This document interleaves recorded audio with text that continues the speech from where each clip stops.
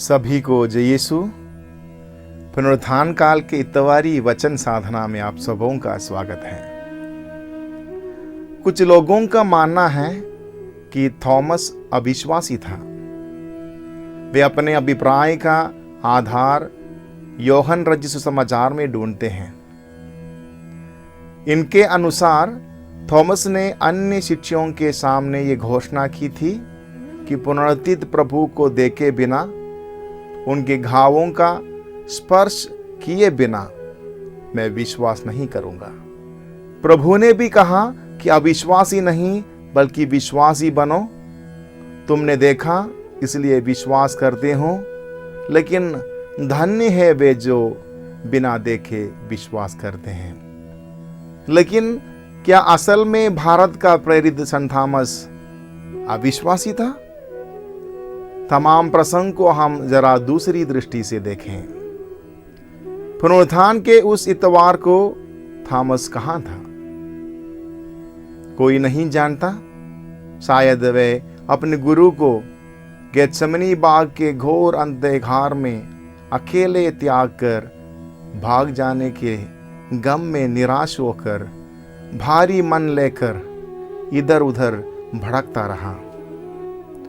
गुरु के साथ क्या हुआ ये जानना तक उसने नहीं चाहा होगा। निराश और अपराध बोझ ने उसे कस लिया होगा। सब कुछ भूल जाना ही उसे उचित लगा होगा। मानसिक तनाव और हृदय की पीड़ा से थककर वह कहीं एकांत में पड़कर सोया होगा। एक मत के अनुसार यीशु के घनिष्ठ मित्र लाजरुस ने अन्य शिष्यों को एकत्रित करने के बाद थॉमस की तलाश में अपने नौकरों को चारों दिशाओं में भेजा और उन नौकरों में से कोई उसको अन्य शिष्यों के पास ले आया। शिष्यों ने उसको कलवारी और कब्र की घटनाओं का ब्यौरा दिया। खुशी के साथ साथ उसके मन में भारी दुख भी हुआ। ये इसलिए है कि कोई उसको ये बताने में समर्थ नहीं था कि पुनरुत्थित प्रभु कब लौट आएगा। प्रभु के महिमामय दर्शन पाने और अपनी बेईमानी के लिए माफी मांगने की तीव्र इच्छा उसमें झाग उड़ी। लेकिन कैसे और कब? पीड़ा के साथ एक जिद्दी बच्चे की तरह वह रो पड़ा, प्रभु को स्पर्श किए बिना मैं विश्वास नहीं करूंगा। यह अविश्वास की घोषणा नहीं थी, बल्कि पुनरुत्थित प्रभु के दर्शनों के लिए ललायित एक विश्वासी का हृदयोद्धार था। अब रहा प्रभु का कथन, अविश्वासी नहीं बल्कि विश्वासी बनो। धन्य है वे जो बिना देखे विश्वास करते हैं। कौन है ये भाग्यशाली? अन्य शिष्य? बिल्कुल नहीं। वे देखकर भी विश्वास नहीं करते थे। प्रभु का इशारा भावी पीढ़ियों की ओर था।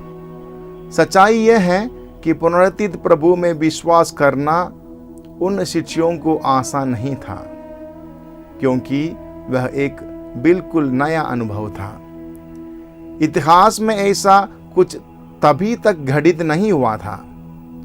पुनरुत्थित प्रभु उनके पास कहां से और कैसे आते हैं उनको पता नहीं था। उनको भूत समझना आसान था, लेकिन वे चिरपरिचित पुराने हाव भावों में उनसे बात करते थे।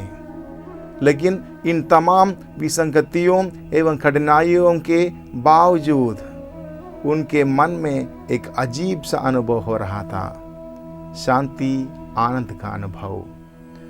पुनरुत्थित प्रभु में विश्वास करने में अन्य शिष्य थॉमस से आगे नहीं था, लेकिन थॉमस एक बात में अलग रहा, विश्वास की घोषणा में। प्रभु दर्शन पाते ही वह चिल्ला उठे, मेरे प्रभु, मेरे ईश्वर। ये आदिम कलीसिया का शक्तिशाली विश्वास साक्षी था। पुनरुत्थित यीशु ईश्वर एवं प्रभु हैं। प्रभु ने थॉमस को पास बुलाया अपने घावों का स्पर्श करवाया। थॉमस का जिद भावी पीढ़ियों के लिए सशक्त विश्वास साथी रहा। थॉमस के लिए अब पुनरुत्थित प्रभु एक भावना नहीं बल्कि याथार्थ रहा। पुनरुत्थित प्रभु को उसने देखा, स्पर्श किया, उससे बातें की। अब कोई नहीं कह सकता कि यीशु मरा नहीं, जी उठा नहीं, या शिष्यों ने किसी भूत को देखा होगा। संत थॉमस के विश्वास एवं आचरण से बल पाकर बाद में संत योहन ने लिखा, हमने उसे सुना है, हमने उसे अपनी आंखों से देखा है, हमने उसका अवलोकन किया है और अपने हाथों से उसका स्पर्श किया है। इसलिए आगे कभी हम अविश्वासी थॉमस ना कहें, बल्कि संत थॉमस के मजबूत विश्वास से प्रेरणा लेकर प्रभु के लिए जिए और मरे। जीवन की हर कठिन परिस्थितियों में हम कहें, मेरे प्रभु, मेरे ईश्वर। धन्यवाद।